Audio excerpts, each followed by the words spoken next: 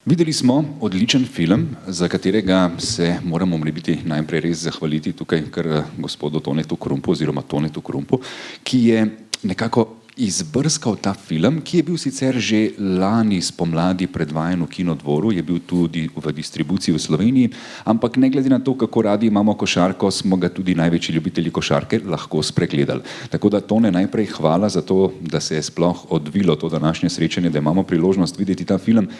Kaj je vas, se bo vikala, kaj je vas najbolj nagovorilo pri tem, da ste se pravzaprav odločili, da ta film moramo videti, da ste nekako videli ta dogodek, ki ga imamo danes, da ste vedeli, da gre za film, ki ga morajo videti tako starši, kot seveda tudi otroci, bodoči košarkarji? Torej, na film me je opozorila Valerija, moja partnerka, ki se ukvarja z pedagogiko, in je v okviru nekih dejavnosti, ki jih prireja Kinodvor, pač ta film si ogledala. Malo sem brskal, iskal ta film, da bi ga kje shekal, pa ni šlo. In potem sem poklical Kinodvor in tako je nastala ta zgodba. Ob tem še enkrat hvala gospe Petri, da nam je to omogočila.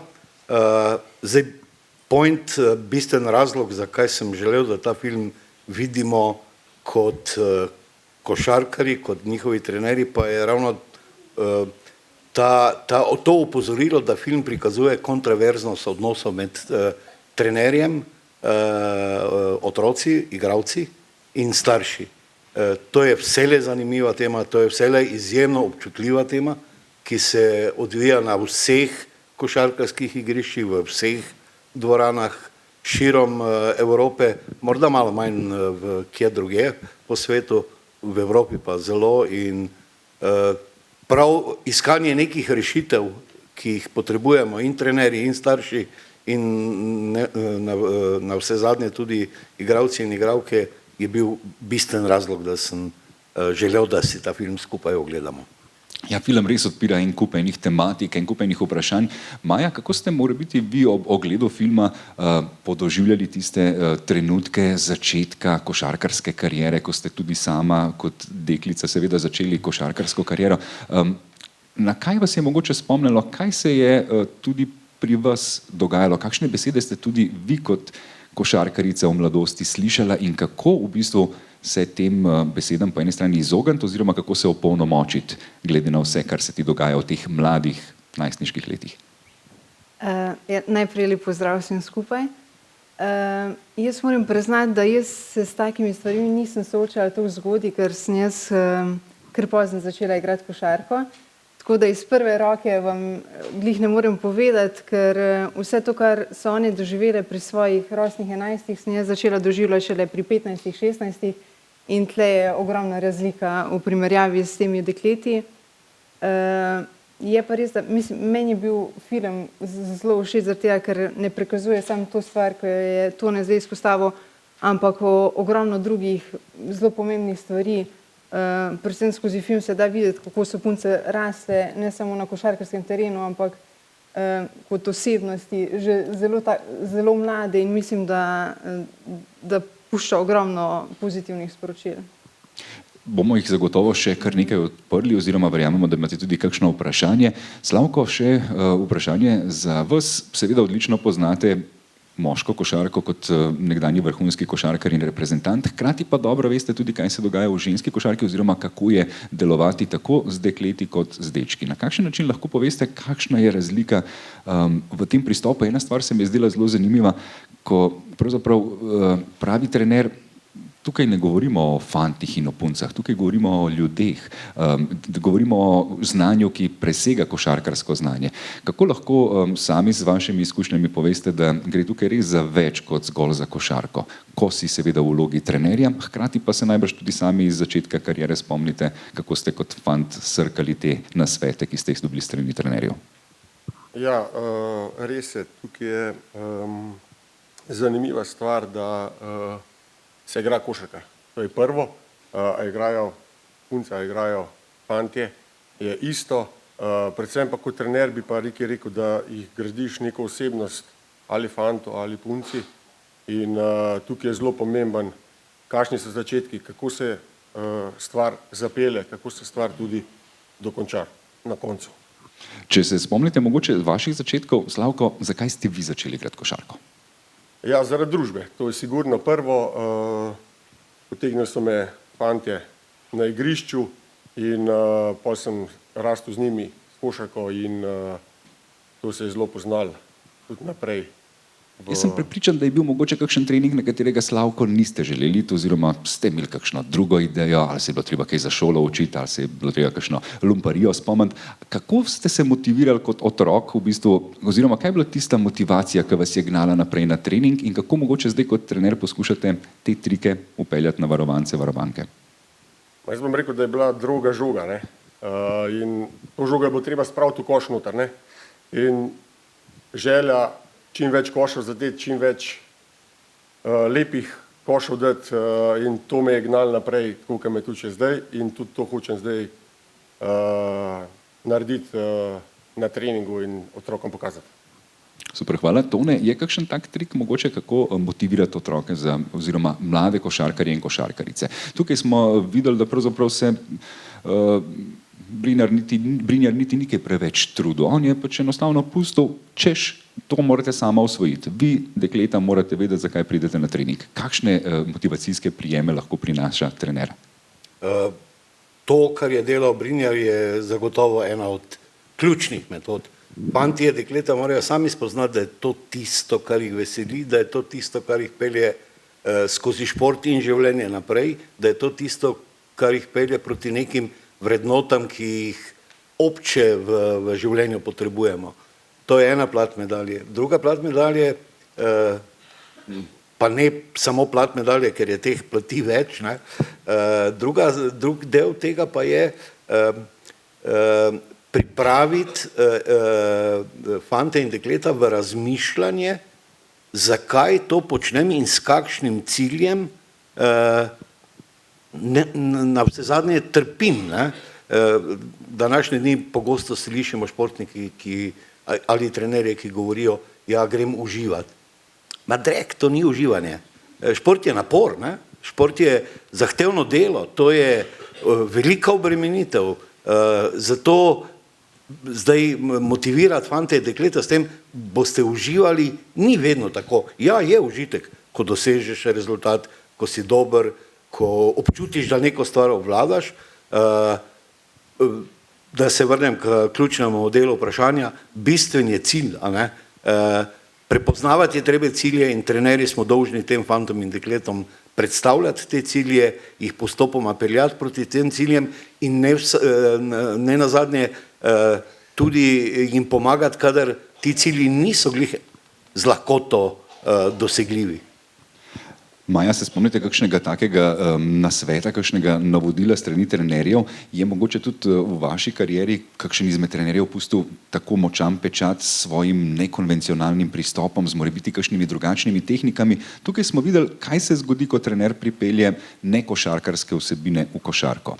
Se je tudi vam to dogajalo oziroma na kakšen način lahko rečete, da je to res nek dodaten bonus za ekipo?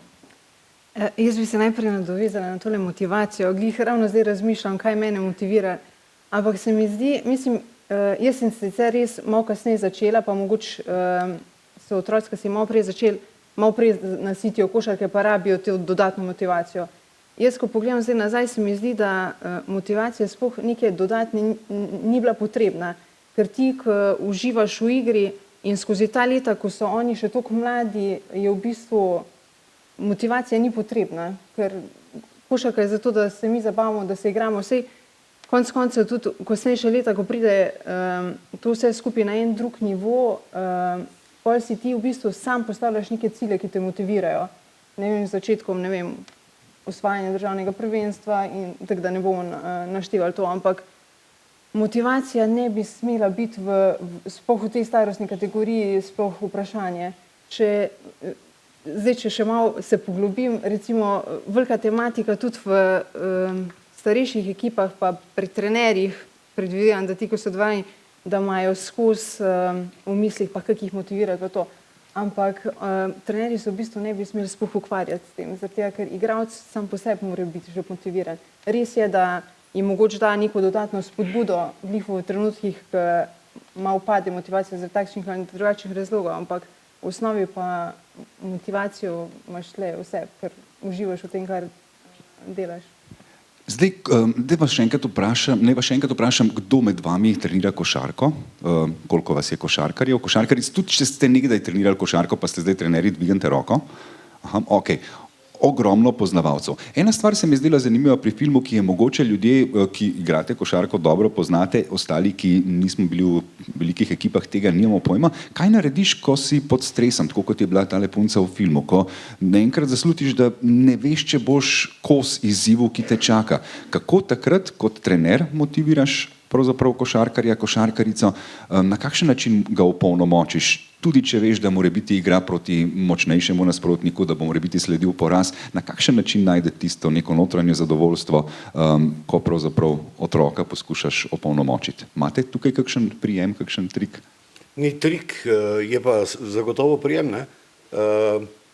Postaviti fante, dekleta čim večkrat v te situacije, jih naučiti občutiti te situacije, to je coach odlično počel v tem filmu, jih naučiti, kako prepoznati te stvari in potem zlagoma, postopoma učiti, kako v danih nekih konkretnih situacijah odreagirati. Frustracije v športu vedno veliko. Porazi, nisem dosegel toliko košev, kot sem želel, nasprotnik je boljši ali pa nasprotnik mi ne dovoli igrati, sodnik me seka v igri in tako naprej. Frustracije je veliko in kar je ključno, kar se moramo naučiti in trenerji in fantje in ne nazadnje tudi starši, da te frustracije obvladujemo. Šport je ena velika shema obvladovanja teh situacij. Brez obvladovanja frustracijskih situacij ne gre. Način, kako obvladovati te frustracije, je pa trening, ki mora biti čim večkrat simulacija situacij v tekmi in seveda igranje večjega števila tekem. In igralci, ko verjetno fantje in dekleta spremljate ali pa spremljamo vse to, vidite, da nekateri igralci, izkušeni igralci teh frustracij pravzaprav sploh ne izražajo več v neki ključni tekmi. Danes recimo lahko bomo to spremljali v finalu Eurolige. Nekateri pa se tega niso naučili ali pa nimajo takšnega značaja, takšnih karakternih in temperamentnih potez, da bi to lahko obvladovali. A se potem dejansko trenira tale trash talk? Recimo, Maja, ste imeli kdaj na treningu to, da ste mogli žaliti svoje soigralke? Mi še ne. Ne, v moji generaciji ni bilo tega. Okay. Ampak je bilo lušno zdaj v filmu to videti. Zanimivo iz tega stališča, ker res nekako podoživlja situacija, ki se na tekmi zgodi. Slavko, ste kaj razmišljali o tem, da bi kakšen trash talk dal na trening? Ne, nikoli. Nimam teh navad, tudi samih nisem imel rad, če je kakšen provociral, po domač povedan, tako da ne izvajamo teh stvari, saj jaz ne, no, in malo sem proti tem stvarim, tudi če povem po resnici. Ok, je res, da tukaj je bil zelo nekonvencionalen pristop, ki ga je mogoče včasih v določenih primerih potrebno vzeti malo pod drugim zornim kotom. Zdaj pa v bistvu, če bo kakšno vprašanje strani publike, toliko, da vas že takoj vključimo, kar pokažite z dvigom roke in ne vas ne bo sram. Če bo kakšno vprašanje, torej dvignite roko. A lahko tle z balkona? Ja, seveda. Takole je. Zdaj vi se pogovarjate v glavnem o igri in o vzgoji teh otrok v športnem in osebnem smislu. Mislim pa, da tukaj se precej strinjamo, tale gospod, ki tukaj zraven nasproti vas sedi, mi se zdi, da zelo dobro odgovarja na stvar, ga je dobro poslušati in upoštevati. Ampak jaz mislim, da je tukaj v glavnem še ena pomembna stvar, ki jo ta film odpira, in to je razmerje med nekom, ki samostojno razmišlja, in med institucijo. In v tem primeru imamo dve instituciji. Eden je družina in eden je državna institucija, se pravi zveza. Mislim, da je to eno ključnih vprašanj, ki tukaj podre vse, mislim, tudi če je to resničen film, če je dokumentarc, to pomeni velik kako bi rekla, negativen, nepremišljen odgovor vseh teh institucij, a ne, niso šli v neke razgovore in razmisleke, ampak so se postavili na neke avtomatske resnice nekih institucij in mislim, da tukaj v današnjem času tudi, a ne, zelo pomembno, da bi se o teh rečeh bolj pogovarjali kot ne. In zato bi predlagala, da tukaj to vprašanje vi postavite zdajle, pa da mogoče vsaj majčkeno o tem spregovorimo.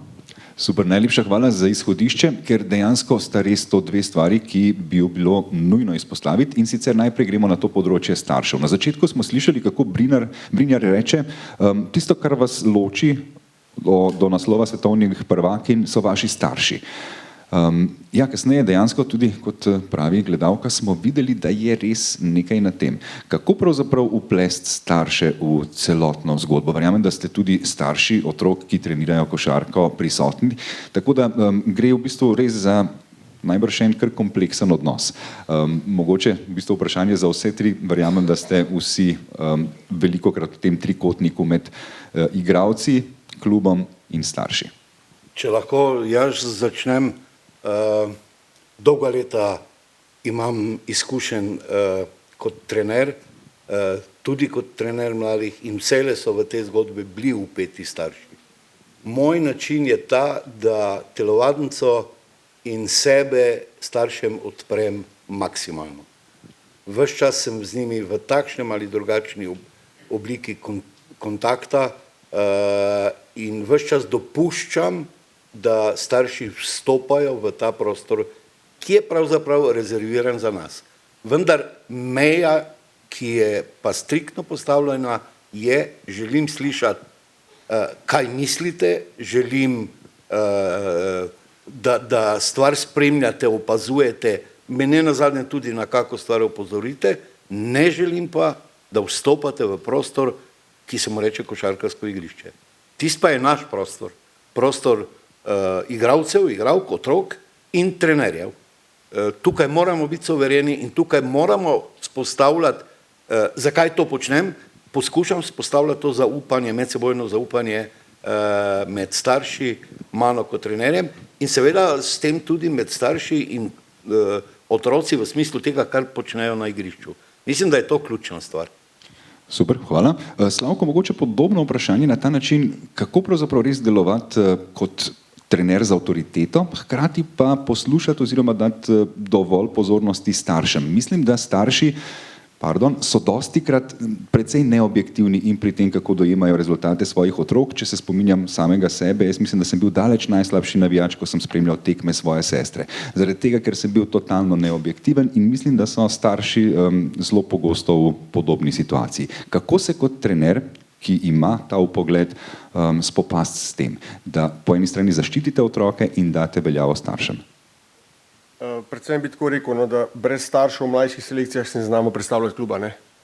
To je prvo podpora, predvsem neke vožnje ali kakorkoli teh stvari brez staršev je zelo težko. Tako da tukaj do teh mlajših selekcij sigurno upoštevamo neki starše. Glede tega, kako bi pa rekel košarkarska igrišča, se pa strinjam s Tonetom. So neke meje, do katerih pustimo starše zraven, tem pa se konča zgodba. Pol bi rekel, da preveliko vmešavanje staršev sigurno ni dobro, ker gledajo preveč ozko, preveč gledajo svojega otroka in vsi si želimo, da bojo otroci, zdaj Luka Dončić, ja, ok, ampak Luka Dončić je samo eden, slej ko prej končamo zgodbo in vsi mislijo, ja, taka pot je, poti do vrha je pa več, tako da odločitev trenerja, do kje spusti starša, je pač svoja, bi pa tako rekel, no, da preveliko vmešavanje staršev tudi ni dobro. No. Toni, lahko Slavka potegneš za jezik in ga poprašaš tudi, kako pa to doživlja kot starš, kajti je starš oče 5 otrok in kolikor vem, so vsi bolj ali manj uspešni športniki. Odlično vprašanje oziroma lepo sva ga speljala na tanek led. Ja, res je, no. Prvi 3 so igrali nogomet, 4 pa 5 igrata košarko. In bom povedal eno zgodbico, ki je starejši sin igral za nogometni klub Bravo in po neki tekmi, jaz kot nadebuden starš, ne, jaz njemu začnem razlagati, ne, kako bi pa on mogel igrati, ne. Pa mi je samo rekel nazaj, oči, ampak trener mi je pa drugače rekel, ne. In to je bila moja zgodba končana. Pri četrtemu pa petemu, ki igra tako košarko, se še malo probam nekako brzdati nazaj, včasih mi ne znese, ne. Ampak tako je.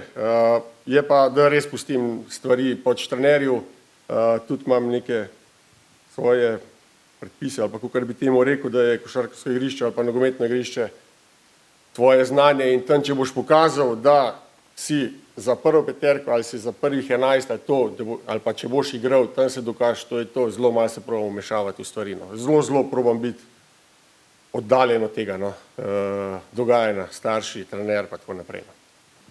Super, fajn izhodišče tudi za kakšno vprašanje strani staršev. Maja, prej smo strani Neve slišali zanimivo vprašanje za dve instituciji, je povedala. Prva institucija so starši, druga pa zveza. Kako seveda sami, kot dobro poznate delovanje zveze, lahko rečete, kaj vse se tukaj poskuša narediti, da bi se tlakovalo eno tako pot, ki bi omogočala čim boljši razvoj mladih košarkarjev in košarkaric. Na kakšen način se tukaj sodeluje in kako potem seveda priti do ženske reprezentance, ki je seveda nek vrhunec tega. Jaz vas moram samo pomniti, jaz res, da sem del Košarkarske zveze Slovenije, ampak nisem vpeta v njihovo delo, ker sem v bistvu sam projektno zraven, tako da bolj podrobno vam zelo težko opisujem, bi mogli na koga drugega poklicati za to, tako da vam tlele čisto nič ne morem konkretno odgovoriti, ker pač nimam vpogleda v to. Hotel sem mogoče iti na to vprašanje, a slutite kaj kot vseeno pač z statusom, ki ga imate, nekdanje vrhunske košarkarice, pa zdaj tudi vodja slovenske ženske košarkarske reprezentance, kako lahko rečete, a se tukaj ženska košarka kdaj počuti zapostavljena? Jaz sem imel kar občutek, da ves čas govorimo o košarki kot o nekem moškem športu. Pol pa vidiš punce iz Islandije, ki ti pokažejo, ne, to je en šport, z eno žogo se igra. Ste kdaj imeli ta občutek oziroma kako se izogniti vsem tem patriarhalnim odnosom v košarki? Recimo, če sem čisto iskrena, moram povedati, da recimo v času moje kariere v reprezentanci sem doživljala recimo obdobja, ko smo se pripravljali na Evropsko prvenstvo in na odprti novinarski konferenci je bil samo en novinar. Recimo, ne. Na to, da smo zdaj dosegli, da je popularnost ženske košarke na veliko višjem nivoju. Ampak tukaj bi zraven dodala, da nekako je to šlo paralelno z uspešnostjo moške košarke. Nažalost, bolj ko so bili moški košarkarji uspešnejši, več možnosti in pa več pogojev smo tudi mi imeli. Ampak v današnjem času pa res moram priznati, da iz leta v leto, ne glede na to, da je recimo ženska klubska košarka nekako, če sem čisto iskrena, malo v zatonu, razlogov je ogromno, ne bomo v detalje, medtem ko reprezentančna košarka je pa iz leta v leto napredovala in dosegamo, ne vem, če se ljudje zavedajo, odlične dosežke, kajti bazen slovenskih igralk v primerjavi z neko Francijo, Španijo, s katerimi se mi bojujemo z njimi in jih premagujemo, je ogromna. Tako da, kar se tega tiče, pa v današnjem času moram povedati, da ženska reprezentančna selekcija napreduje. No? Lepo slišati, tako da bravo košarkarice, lepo je seveda imeti takšne rezultate, ki jih konec koncev tudi imamo. Nazadnje smo lani postali prvaki v 18 v ženski konkurenci, kar je rezultat, ki ga mislim, da v moški konkurenci že nekaj časa nismo. V 20 smo bili prvaki enih 20 let nazaj. Ne? Prvaki smo bili v U20, pri fantih U18 je srebrna medalja izpred, mislim, da 4 let. Tako da lahko rečemo, da smo zelo ponosni na delo mladih košarkarjev in košarkaric v Sloveniji. Še ena stvar, Tone, mogoče na vas vezana, tole vprašanje, kar se tiče zveze, kot seveda ste vrsto let bili na Košarkarski zvezi Slovenije in dobro poznate tamkajšnji ustroj, a so kakršne koli ovire, kot pravi tudi gledalka na tem področju, a se tukaj institucija, kako se institucija tukaj trudi, da bi pomagala ali ne pomagala pri tem? Torej, institucija kot taka se ne trudi. Ne? Institucija kot taka, košarkarska zveza, pa tudi olimpijski komite, ženski in moški šport pač loči. Ne? Nekega povezovanja ni. Je pa v mlajših kategorijah v košarki možno mešanje ekip do kategorije U12, kar je, bi rekel, nekje dobro in daje neke dobre učinke. Imam izkušnjo iz Ajdovščine, kjer smo imeli pač te mešane ekipe in se je to pokazalo. Kasneje pa razlike postajajo v fizičnem smislu prevelike in je smiselno v smislu razvoja telesnih sposobnosti košarkarskih veščin ločiti te stvari. Drug del je pa, bom rekel, tega institucionalnega ravnanja je pa to, kar je načela Maja. Ne? Jaz sem se kot direktor Košarkarske zveze moral v enem obdobju prav boriti, da smo žensko košarko v zvezi zadržali z opombo in hvala Bogu se je to dokazalo, no? Z opombo, da bo prišel čas, ko bo do rezultati dekliških ali pa ženske reprezentance takšen, da bodo morda tudi v tem finančnem, organizacijskem, logističnem smislu pomagali pokrivati moško košarko. In to se tu pa tam zdaj dogaja. Tako da bi rekel, da je zveza, pa tudi ne nazadnje olimpijski komite, so z uspehi ženske košarke, ženskega športa nasploh, bili prisiljeni, da to razmerje vzpostavijo tako, kot je zdaj. Ne nazadnje zdaj gledamo, da so nekateri ženski športi celo uspešnejši od moških v svetovnem ali pa evropskem merilu. In meni je to celo zelo, mislim, spodbudno. Ne? To pomeni, da naša družba tukaj v Sloveniji vendarle ni, bi rekel, preveč omejevalna za dekleta in ženske. Lepo slišati. Kakšno vprašanje še strani publike? Ne, vam ne bo nerodno, tudi če bo od zgoraj kakšna roka, upam, da jo bomo videli, ampak kar, če imate kakšno vprašanje, bodite toliko samozavestni, kakor ste, ko greste v napad ali pa ko je treba vršiti trojko, takrat imate pogum, tako da tudi zdaj bodite pogumni, pa kakšno vprašanje zastavite. Ok, se bom še vrnil k vam, tako da razmislite. Ena stvar se mi je zdela še zanimiva pri samem pristopu strani trenerja. A je kakšen način, drugačen način, kako vodiš ekipo dečkov in ekipo deklic? A se lahko tako glasno dereš tudi v obeh primerih? Zdi se mi, da sem nedolgo nazaj govoril z enim trenerjem smučanja in je rekel, veš, čist drugače je bilo, ko sem mogel trenirati punce ali pa fante. Tam sem mogel biti veliko bolj previden, kaj rečem, pa kako rečem, pri fantih jih pa lahko pošleš, kamor hočeš.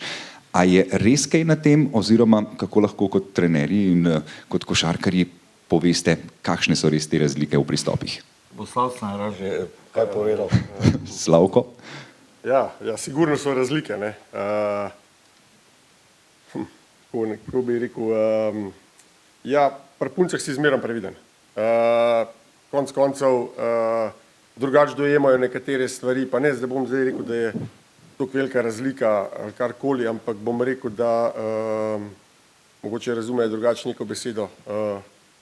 Fante lahko konec koncev tudi neki pošleš tam, kaj ne, po puncih si tukaj malo drugačen, malo z druge strani prideš do njih drugače, tudi drugače dojemajo nekatere stvari pozitivno bom rekel, tudi kad te usvojijo kot trenerja, drugače gledajo na tebe, kot dela fantovska ekipa, lažje jih nekatere stvari naučiš, da bom rekel, da so zdaj bolj dojemljive, ampak ko te punce vzamejo za svojega trenera, si ti bog skoraj, ne.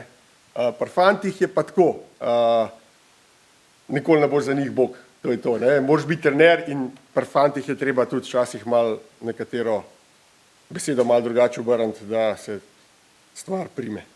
Ok, zanimiv pogled. Nisem prepričan, da ima to ne isti pogled, a bi bila kakšna razlika glede tega, bi drugače se deloval pod moško ali pod žensko ekipo? Bi bilo kaj manj dretja pri ženskah? Moja edina večja izkušnja neposrednega dela na parketu je bila dekliška ekipa v gimnazije Šiška 2 leti in moram reči, da sem takrat z dekleti izjemno užival. Veliko lažje je nekatere stvari naučiti, spraviti v red, usmeriti pri dekletih kot pri fantih. Dekleta so veliko bolj sistematična oziroma želijo slediti sistematiki. In moram reči, da takrat nisem imel nobenih problemov in zaradi tega tudi nisem rabo povzdigovati glasu. Znan sem kot trener, ki je glasen na igrišču in verjamem, da če bi bilo potrebno pri dekletih, bi bil enako glasen. Super. Maja, večkrat sem za nalož pustil vas za na konc s temle vprašanjem, toliko da najprej moški povedo svoje. Zdaj pa mislim, da je čas, da nekako res potegnemo črto in povemo, kaj je res na tem. Ali pomaga, če je trener glasen, če kriči, ali je to čist nekaj nepomembnega. Zakaj se vam zdi, da so tukaj, oba sta rekla, punce precej bolj dojemljive za nekatere stvari, sistematične. Mogoče se res pozna, da ko govorimo o letih 10 do 15, da se to, da so ženske precej hitreje zrele, toliko bolj pozna. Pa ne vem, jaz sem imela zgleda srečo, da sem imela neke zelo moške trenerje, zaradi tega, ker začetki moji so bili ob kletvicah, ob velikem dretju, tako da nisem imela v bistvu kontakta z nekimi nežnimi trenerji, ko to na lep način pove, ampak je bilo vse glasno, strogo, z kletvicami takimi drugačnimi. Ampak glede tega, kako pa punce sprejemajo, to pa je čisto odvisno od posameznika, od posamezne punce. Nekatere na to reagirajo čisto, kot da se ni nič zgodilo, medtem ko druge zna pa to zelo prizadeti. Zato verjetno sta oba sogovornika rekla, da včasih pri puncah mogoče treba iskati neke, po domače rečen, krivine, ampak je čisto odvisno od osebe, ampak jaz mislim, da bi punce tudi čisto normalno funkcionirale ob visokem tonu ali pa nizkem. Ok. Punce, če imate kakšno mnenje ali pa vprašanje, bomo z veseljem slišali, kako je to pri vas na treningih. Tako da, če je kakšno vprašanje, kar pokažite to z dvigom roke. Kdo bo prvi? Se sam prvega rabimo. Super, odlično. Evo, mikrofon že prihaja. Najlepša hvala za pogum. Saj se drugače znam ful dret, sem bila tudi trener. Pozdravljeni. Jaz se bom navezala na besede Toneta. On je bil moj trener, ko sem bila na gimnaziji Šiška. On je bil celo prvi, ki me je po poškodbi resni vzel pod okrilje in treniral in spravil nazaj, tako da hvala, Tone. Zelo veliko se je spremenil od takrat, ko sem bila jaz trener, od takrat, ko sem bila jaz igralka in do zdaj, ko sem mama mlade igralke. Podpora staršev je ful pomembna, še vedno. Vmešavanje staršev je pa zdaj konkretno večje.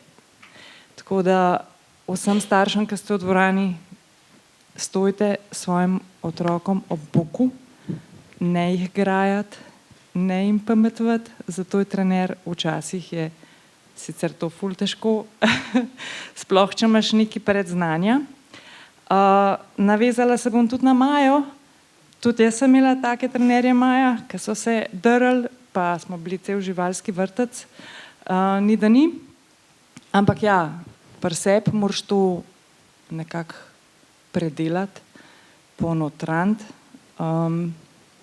Tako, kot je tam ena deklica rekla, razmisliti, kaj ti hoče povedati, ne, se da brez teh živali, ampak v redu.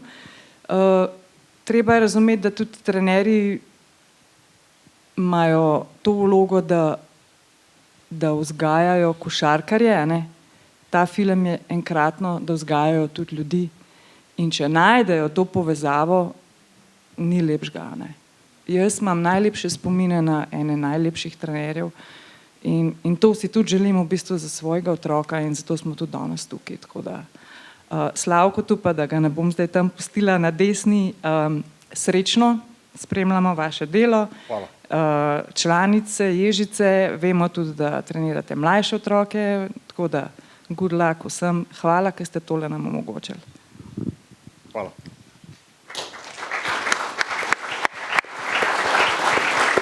Super, res najlepša hvala za mnenje. Ja, res vse smo zajeli v tem mnenju. Po eni strani torej vidik košarkarice, vidik starša, kako je bilo včasih, kako je zdaj. Res imam občutek, tako kot ste izpostavili, da včasih so bili starši podporen steber, tisti človek, ki je naredil blok za svojega otroka, zdaj so pa starši tisti, ki se vmešavajo vse in velikrat naredijo blokado svojemu otroku. Na kakšen način mogoče tukaj res svetovati, pomagati tudi konec koncev staršem, po drugi strani se pa zavedam, da trenerji imate eno zelo nehvaležno nalogo. Fajn je, da zmagujete, hkrati morate pa vzgajati ljudi, ne košarkaric. Kako to narediti? Kako je torej po eni strani do čim večjega uspeha, ampak ne preko trupel, kot rečemo? Torej ponovno bom začel z medsebojnim zaupanjem starši, fantje, dekleta in trenerji. To je ključna stvar. To medsebojno zaupanje je treba graditi z obeh strani, in strani staršev in strani trenerjev.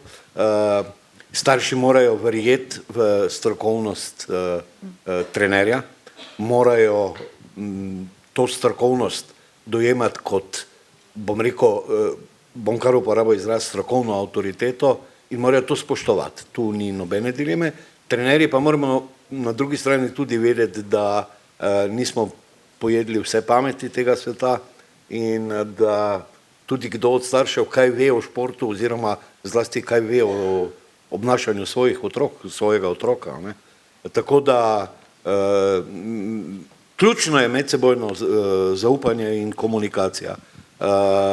Drug del vprašanja se je nanašal na tekmovalnost in tekmovalne rezultate. Jaz osebno, jaz sem trener, ki rad zmaguje in to probam cepiti tudi fantom. Zmaga je pač za športnika sveta stvar, ne.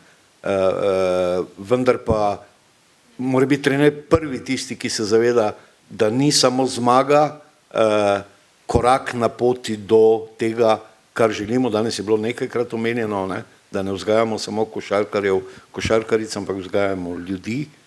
In mislim, da so tudi porazi seveda tisti koraki, ki peljejo naprej, še zlasti na področju vzgoje osebnosti oziroma človeka. Ja, dejansko tudi, če boste profesionalni košarkarji, boste to najbrž kakšno desetletje ali dve, ljudje boste precej dlje. Tako da je res fajn, da se najprej izobrazite v tem smislu.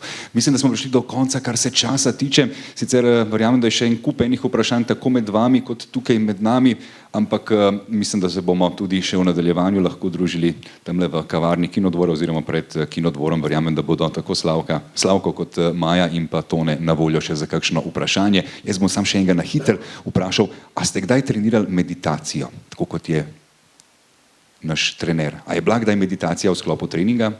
Slavko, Tone, Maja? Pri nas je bila, ja, v eni reprezentančni selekciji, mislim, da kadetski, da smo imeli. Ste kdaj trenirali, kako je treba reagirati na klopi, ko doseže tvoja ekipa koš? Tudi. Ok. Vidim, da so ti nekonvencionalni načini treninga vseeno prisotni v vseh ekipah, ne samo na Islandiji. Jaz meditacije nisem nikoli v športu uporabljal, pač pa redno uporabljam tehnike vizualizacije in probam to naše fante tudi naučiti. Ker mislim, da je to ena tehnika, ki lahko v marsičem pomaga, ne samo v športu. Res je. Najlepša hvala še enkrat vsem. Jaz bi se ob tej priložnosti znova zahvalil tako Slavku Duščaku, Maji Erkić kot Tonetu Krumpu, ki je bil pobudnik tega našega današnjega druženja. Hvala Petri, hvala Kinodvoru za vse, kar so nam omogočili, zato da smo lahko leto dni kasneje v taki izredni priložnosti uživali v tem filmu, ki ga res ne bi smeli zamuditi. Tako da hvala še enkrat vsem, ali ste košarkarji ali ne, pridno trenirajte še naprej, rastite v življenju in verjamemo, da vam bo tale film danes pustil še kakšno zanimivo misel za nadaljevanje dneva. Tako da hvala še enkrat vsem in pa prijetno nadaljevanje dneva naprej.